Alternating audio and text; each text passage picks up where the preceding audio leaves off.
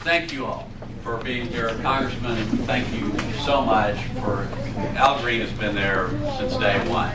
Richard Morrison has been there since day one. Reuben Davis has been there since day one. Elaine Bishop, and it means the world to have that kind of support from the community for this very important race. And the financial support, those of us who've been involved in politics know that it's just so incredibly important, especially in a runoff like this where we have a very short period of time. So the fact that the congressional delegation has been willing to do that really means the absolute world to me. So thank you, and thank you for your leadership and everything you're doing. I also want to recognize Millie and Garrett, who are running this office. Can you all?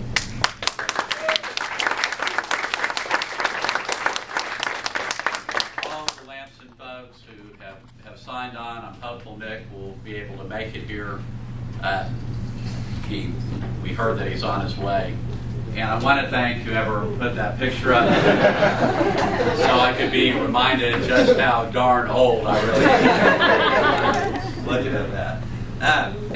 Anyway, this is, it's exciting and it's stressful and it's all the things that politics is supposed to be. And as somebody, as Carol pointed out, folks are tired, and it doesn't just feel like a 2-year campaign. It has been a 2-year campaign for most people because the presidential race started so early.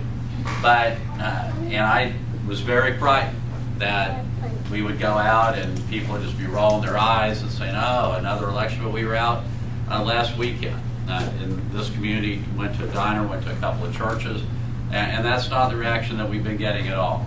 Because now people have tasted victory. And they've tasted victory in a very big way up and down the ballot in this area. And what tends to happen when people have tasted victory is that they want more. And this is one more vote for change, and we can make it happen on December 16th.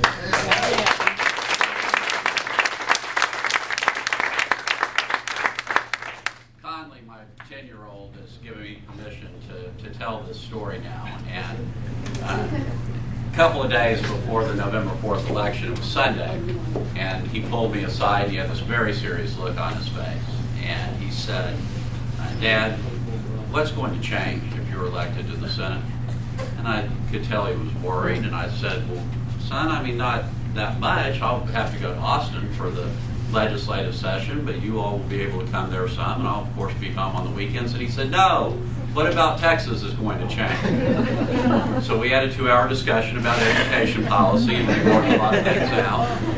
But that's how serious this is. When a 10-year-old who's been paying attention understands that things need to change, not just across the United States, but here in the state of Texas. And Al Green is correct. I do have an agenda. I wouldn't have gotten in this race if I didn't want to see better public schools, if I didn't want to see greater access to health care, unless I believe very deeply and strongly that we have to make a college education more affordable for middle-class families here in the state of Texas. If I didn't believe that we've been moving in the wrong direction, and because of our great natural resources here in the state of Texas, that I know we can do better.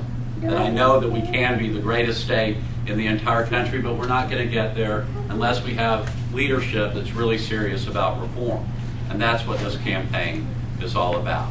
Folks can vote for my opponent if they're happy with the status quo. If they want more of the same, she's their candidate. If people want to see us move forward, then I'm their candidate. And it isn't going to happen. There will be television commercials, and there will be radio commercials, and there will be all that. But that isn't, he's exactly right. That isn't what's going to make the difference. It's going out. And that's why what you folks are doing, a lot of these young people you see with the Chris Bell t-shirts on, they're already out there, out on the streets and knocking on doors and making it happen. And we had 90,000 Democrats vote in Senate District 17 in the Democratic primaries. They had 40,000 Republicans. We had 52% of the vote on November 4th vote for Democratic candidates.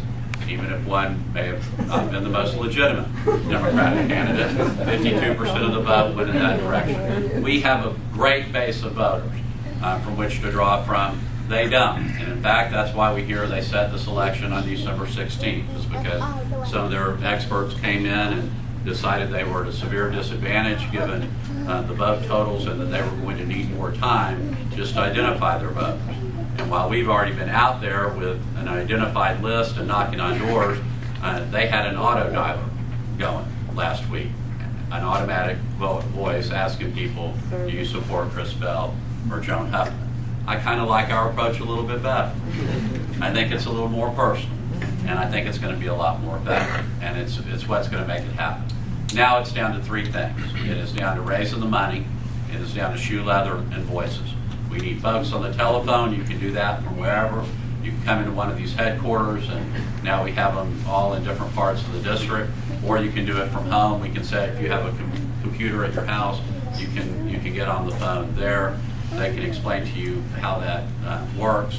And we need volunteers out blocking. There's some folks who have already signed up and are working for the campaign and doing that, but there are all a lot of different volunteer efforts that are going to be layered on top of that. And so we need volunteers. So if you can sign up, please see one of my staff members. Let's make it happen. Since it has been about change, since it has been about reform, that's what we're asking for. One more vote for change, early voting between December 8th and December 12th, and then the big day on December 16th. Thanks a lot.